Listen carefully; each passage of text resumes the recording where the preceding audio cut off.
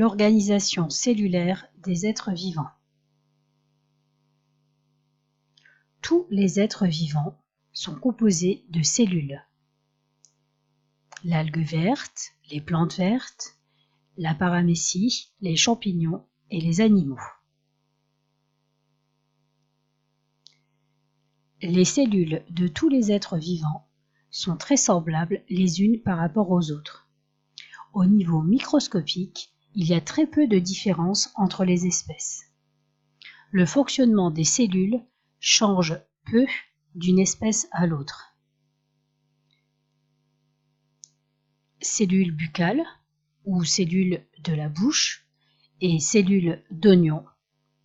On remarque qu'il y a un noyau, du cytoplasme et une membrane plasmique chez ces deux êtres vivants.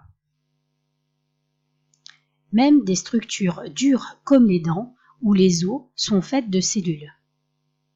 En effet, toutes les cellules commencent comme une cellule souche et se différencient ensuite en différents types de cellules. Il existe deux grands types de cellules.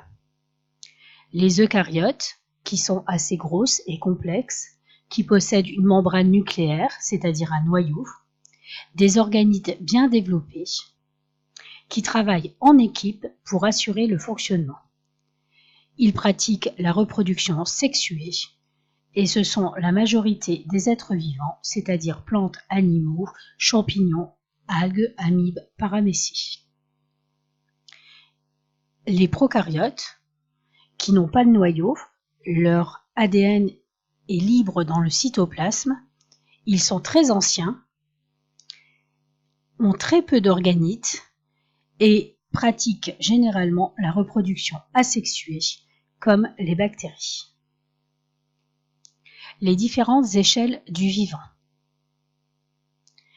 Les atomes vont s'assembler en cellules, les molécules s'assemblent en cellules, les cellules en tissus, les différents tissus vont former les organes vont former les systèmes, et les systèmes vont fonctionner ensemble dans un organisme. Plusieurs organismes correspondent ensuite à une population. Un appareil ou système est un ensemble d'organes qui collaborent pour assurer une fonction précise au sein d'un organisme.